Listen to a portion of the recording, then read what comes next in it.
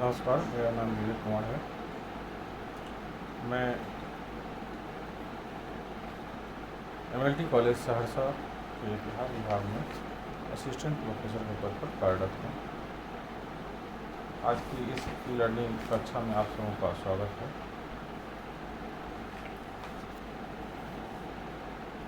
आज की इस इतिहास की कक्षा में हम लोग अस्थायी बंदोबस्ती व्यवस्था के ऊपर चर्चा करेंगे। यह अस्थायी बंदोबस्ती व्यवस्था क्या था? यह भू राजस्व व्यवस्था से जुड़ी हुई एक व्यवस्था है जिसके बारे में विस्तृत रूप से हम लोग आज की कक्षा में चर्चा करते हैं। यह स्नातक और स्नातकोत्तर दोनों स्तरों पर पढ़ाई जाने वाली टॉपिक है। स्नातक स्तर पर भी बीए पार्ट 3 के सिलेबस में, स्नातकोत्तर स्तर पर भी भूमि व्यवस्था में इसकी चर्चा की गई है।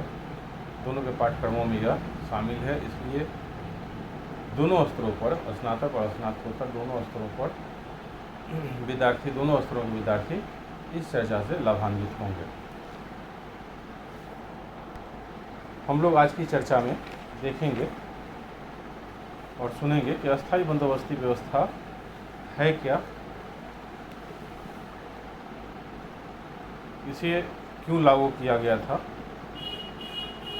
इसके पीछे इसको लागू करने से क्या लाभ हुए और क्या हानि हुई, इस व्यवस्था का परिणाम क्या निकला कंपनी के लिए, कंपनी के संदर्भ में या भारतीय संदर्भ में।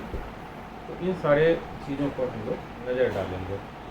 संक्षेप में हम लोग यह चर्चा कर लें, संक्षेप में हम लोग केवल इतना जान लें कि हम लोग पहले से पढ़ चुके हैं कि कंपनी जो है वह एक व्यापारिक संस्था के रूप में भारत आई थी। उसका काम जो था वो भारत के साथ व्यापार करना था और व्यापार के पश्चात जो लाभ होता था वह कंपनी अपने शेयरधारकों में बांट लेती थी। यहाँ तक ठीक था। धीरे धीरे कंपनी भारत में राजनीतिक शक्ति प्राप्त करती गई और व्यापारिक कंपनी राजनीतिक संस्था के रूप में, राजनीतिक शक्ति के रूप में बदल गई। तो जो कंपनी भारतीय शासकों की अनुमति से, यहाँ के राजाओं की अनुमति से एक विदेशी व्यापारी के रूप में भारत में काम करने आई थी, वह धीरे धीरे यहाँ के राजनीतिक खामियों का फ़ायदा उठाते हुए, भारतीय शासकों की दुर्बलता का फ़ायदा उठाते हुए यहाँ के सबसे समृद्ध प्रांत बंगाल के ऊपर अपना नियंत्रण स्थापित कर लेती है और औपचारिक रूप से भारतीय मुगल सम्राट से वह अनुमति भी प्राप्त कर लेती है। बक्सर की लड़ाई के बाद सम्राट उसे अनुमति दे देता है बंगाल के शासक के रूप में काम करने के लिए। तो अब कंपनी का रूपांतरण व्यापारिक संस्था से बदलकर प्रशासनिक संगठन के रूप में हो जा रहा है। अब कंपनी को यहाँ पर दीवानी और फौजदारी मतलब शासन के अधिकार, संपूर्ण अधिकार प्राप्त हो गए। कंपनी चूँकि व्यापारिक हित के उद्देश्य से काम कर रही थी, कंपनी का उद्देश्य यह था कि यहाँ से ज़्यादा मुनाफा कमाकर अपने देश ले जाना, अपने शेयरधारकों में बांटना और अपने कर्मचारी, अपने अधीन, अपने पर निर्भर रहने वाले व्यक्तियों पर लाभांश का वितरण करना। तो चूँकि कंपनी लाभ के उद्देश्य से संचालित हो रही थी, लाभ के उद्देश्य से काम कर रही थी, तो कंपनी शासक बनने के बाद भी अपनी नीतियों को इस प्रकार लागू करना जारी रखा कि अधिक से अधिक उसे लाभ हो सके, अधिक से अधिक फायदा हो सके। इसके पहले स्थिति यह थी कि मुगल सम्राट के अधीन, जब भारत में मुगल सत्ता थी, मुगल सम्राट सबसे महत्वपूर्ण शक्ति हुआ करते थे, तो उनके अधीन में भूमि व्यवस्था जो थी या भूमि राजस्व व्यवस्था जो थी वह उस क्षेत्र के स्थानीय जमींदार के अधीन आता था। वो जमींदार सम्राट के प्रति, सम्राट की आज्ञा से सम्राट के प्रति स्वामी भक्ति दर्शाकर वह जमींदारी अधिकार प्राप्त कर लेता था, राजस्व का वादा करता था और अपने अधीन क्षेत्रों में भूमि कर वसूलने के लिए जिम्मेवार होता था। भूमि कर चूँकि वो स्थानीय होते थे, वसूली करने वाले कर्मचारी, लगान निर्धारित करने वाले अधिकारी इसी समाज के होते थे। सामाजिक व्यवस्था का उन्हें ज्ञान था, भारतीय परंपराओं का ज्ञान था, भारतीय कृषि की दशाओं से वो अनभिज्ञ नहीं थे, बल्कि उनके बारे में उन्हें पूरा पता था। प्रजा में असंतोष नहीं फैले, इसका भी प्रशासकों को ध्यान रखना पड़ता था। तो भूमि संबंधी नीतियाँ इस प्रकार बनाई जाती थी कि प्रजा में असंतोष नहीं फैले, किसान भूमि कर देने में सक्षम हो और इतना ही भूमि कर लिया जाए जितना जनता पर अतिरिक्त बोझ महसूस नहीं हो, वो कृषि कार्य भी कर सके। तो इसी उद्देश्य से मतलब इसी लक्ष्य के साथ लगान व्यवस्था अपनाई जाती थी।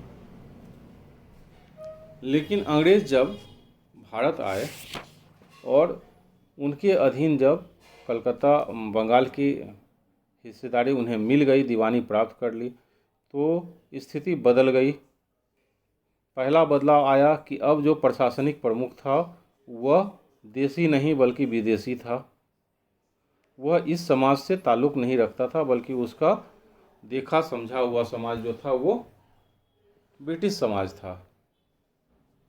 उसे यहाँ के सामाजिक व्यवस्थाओं के बारे में, कृषि की दशाओं के बारे में अल्प ज्ञान था।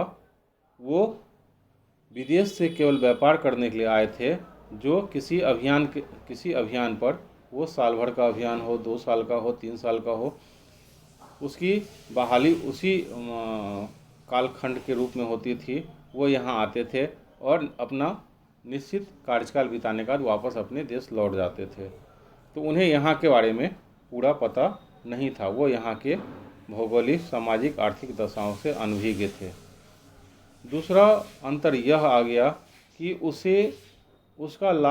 उसका उद्देश्य जो था वो लाभ कमाना था, और लाभ भी असीमित मात्रा में। कंपनी का फ़ायदा, उसके अपने कर्मचारी का फ़ायदा, यहाँ के शासक वर्ग से मिलने वाला भेंट नजराना या भ्रष्ट आचरण के द्वारा कमाया गया धन, ये सारे चीज़ उसके लालच में समाया हुआ था। कंपनी की मांग असीमित थी और समय कम था उनके पास। कम से कम समय में अधिक से अधिक धन प्राप्त करना चाहता था। तो जब 65 में उनको जमींदारी मिल गई तो उन्होंने अधिक से अधिक धन प्राप्त करना, अधिक से अधिक धन पाना चाहा। उसकी व्यवस्था दो थी। एक तो अधिक से अधिक लाभ के पीछे लालच काम कर रहा था, दूसरा अधिक से अधिक लाभ के पीछे अपने आप को अधिक मजबूत स्थिति में स्थापित करना काम कर रहा था, ताकि वो सैन्य बल से रूप में अपनी स्थिति को, कंपनी की स्थिति को और मजबूत कर सके। और यहाँ जो अन्य दूसरी ताकतें हैं, जो अन्य यूरोपीय शक्तियाँ हैं या अन्य भारतीय शक्तियाँ हैं, उनके ऊपर प्रभावी नियंत्रण रखा जा सके। तो इस उद्देश्य से भी कंपनी अपने भू राजस्व नीति को संचालित करना चाह रही थी। सबसे बड़ी बात थी कि उसका यहाँ के ग्रामीण समुदाय से कोई सीधा संबंध नहीं था। वो यहाँ के लगान व्यवस्था के बारे में अनभिज्ञ थी। उसका कोई प्रशासनिक ढांचा तैयार नहीं था कि जिसके आधार पर वो यहाँ के भू राजस्व नीति को लागू कर सके। अब उन्होंने प्रयोग करना शुरू किया। पहला प्रयोग किया उन्होंने कि 72 में यहाँ पर जब वारेन हेस्टिंग्स गवर्नर बनकर आया तो उसने 1772 में ठेका व्यवस्था लागू कर दी। उसके इस प्रयोग को परीक्षण और मूल भूल सुधार की पद्धति भी कहा जाता है। उसने प्रयोग के तौर पर ठेका देना शुरू कर दिया। 5 साल के लिए पंचवर्षीय बंदोबस्ती व्यवस्था आरंभ किया। इस व्यवस्था के तहत सबसे ज़्यादा बोली लगाने वाले व्यक्ति को 5 साल के लिए मालगुजारी वसूलने का अधिकार दे दिया गया। जो सबसे अधिक बोली लगाता था उसको मालगुजारी वसूल करने का अधिकार दे दिया गया। उसे मालगुजारी वसूली में संपूर्ण अधिकार दे दिया गया। वह जायज़ नाजायज़ तरीके से भी भू राजस्व की वसूली कर सकता था। कंपनी को केवल अपने रकम से मतलब था। इसका परिणाम यह हुआ कि अधिक से अधिक बोली लगाने वाले लोग जमींदारी प्राप्त करने लगे। पारंपरिक जमींदार जो थे वह किसानों के साथ भूमि संबंधों से जुड़े हुए थे, बंधे हुए थे। अब उसकी जगह नए जमींदारी वर्ग, उनका स्थान नया जमींदारी वर्ग ले लिया। नए लोग जमींदारी व्यवस्था में शामिल होने लगे। नए धनी लोग, नव धनाढ़ लोग, व्यापारी लोग, साहूकार लोग या जिनके पास पैसा था, जो बोली अधिक से अधिक बोली लगाने में सक्षम थे, उन्होंने जमींदारों का स्थान लेना शुरू किया। इसमें पुराने के साथ साथ बहुत सारे नए लोग भी घुसते गए जो अंग्रेज़ों की तरह ही भूमि व्यवस्था से अनभिज्ञ थे, लगान व्यवस्था से अनभिज्ञ थे और उनका भी उद्देश्य केवल अधिक से अधिक लगान वसूली पर था, ताकि अधिक से अधिक लगान वसूली करके अंग्रेज़ों को उसका हिस्सा दिया जा सके, जितना वो बोली लगाएं उतना दिया जा सके और उसके अतिरिक्त जो भी लाभ हुआ वो उनके जेब में जा सके। तो किसान दो लोभी के फेर में पड़ गए। एक तो कंपनी अपने लोभ से वशीभूत थी ही और दूसरे भारतीय नव जमींदार जो लगान व्यवस्था में नए नए शामिल हुए थे, जो अपने हितों को वरीयता देते थे, उनके भी लोभ में अब उसे एक नहीं बल्कि दो दो लोगों का पेट भरना था, दो दो भ्रष्ट अधिकारियों को संतुष्ट करना था। तो इसका लगान व्यवस्था पर, स्थापित लगान व्यवस्था पर बहुत बुरा असर पड़ा और कृषि व्यवस्था की कमर टूटने लगी। अकालों की श्रृंखला शुरू हो गई, खेती उजड़ने लगी और एक बिचौलिया जमींदार वर्ग के साथ साथ एक बिचौलिया साहूकार वर्ग भी उभरने लगा, जो ज़मीन के ऊपर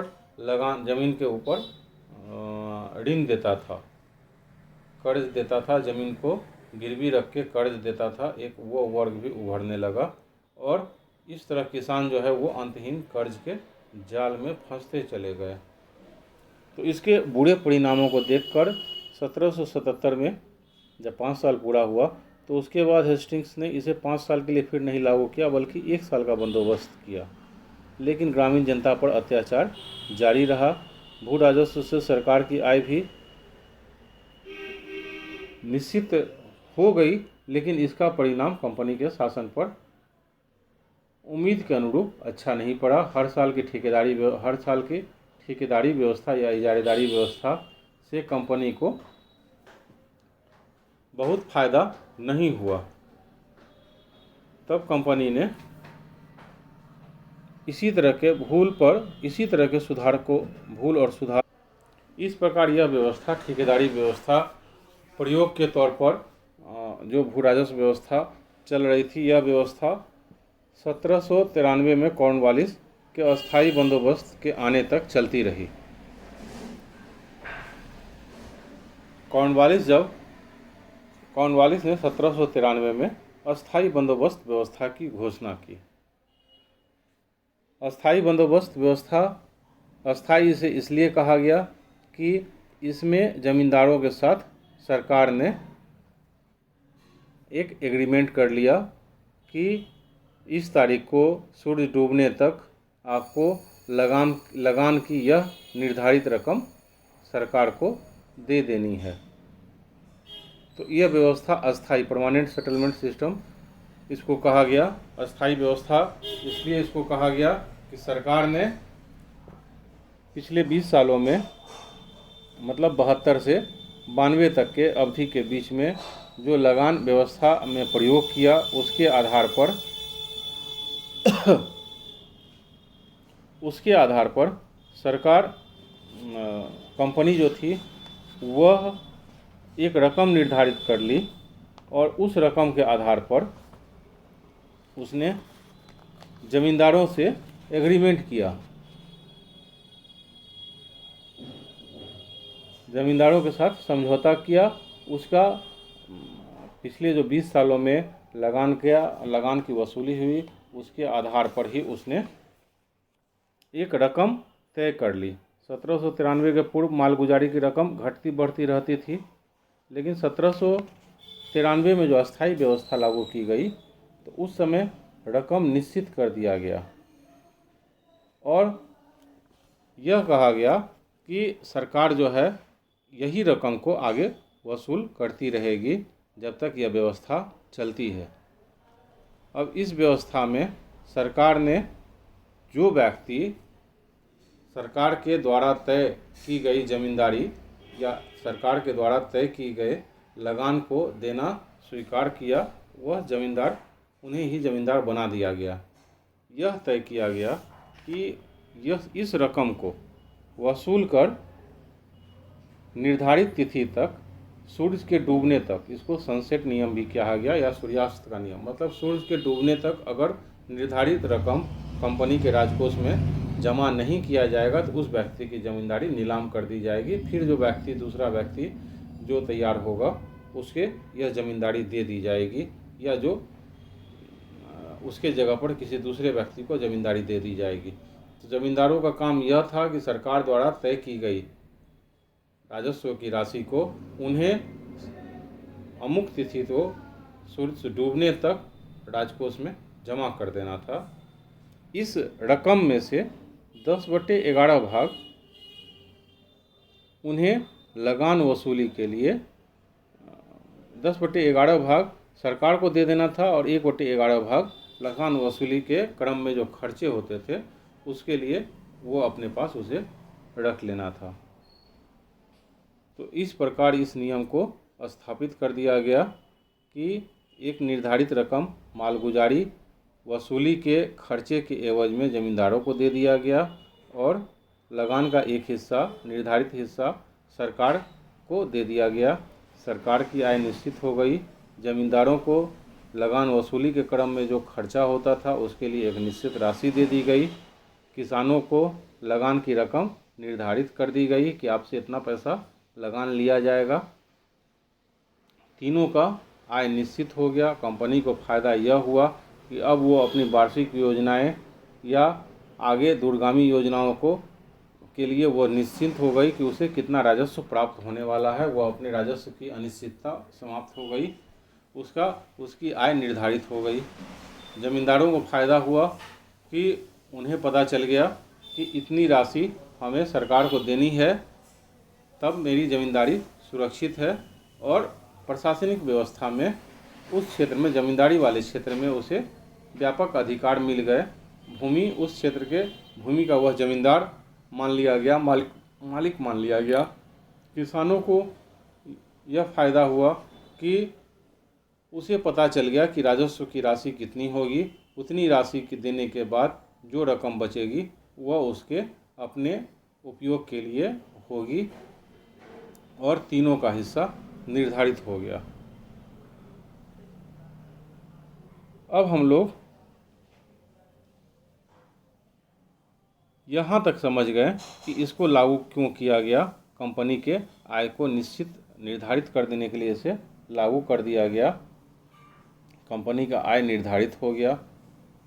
सरकार भी फायदे में आ गई कि सरकार के लिए अब आगे भविष्य के लिए योजनाएं बनाना, आय की व्यवस्था करना, ये सारी चीज़ों का उसके पास आंकड़ा आ गया। अब हर साल ठेकेदारी देना, मालगुजारी वसूल करना, इस सारी झंझटों से वो फ्री हो गई। लगान वसूली के लिए अलग से जो एक प्रशासनिक तंत्र विकसित करना था, उससे उस झंझट से वो मुक्त हो गई, उससे वो फ्री हो गई।